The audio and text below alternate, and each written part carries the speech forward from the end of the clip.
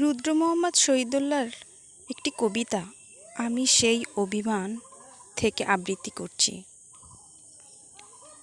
আমি সেই অবহেলা, আমি সেই নতমুখ, নীরবে ফিরে যাওয়া অভিমান ভেজা চোখ, আমাকে গ্রহণ করো।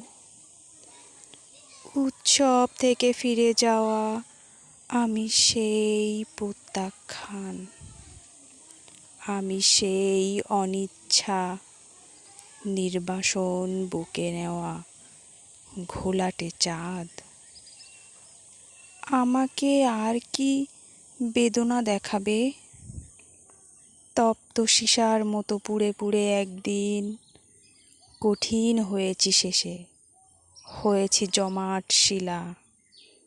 তবু সেই পাথরের অন্তর থেকে কেঁদে ওঠে একরাশ জলের আকুতি। ঝর্ণার মতো তারা নেমে যেতে চায় কিছু মাটির শরীরে।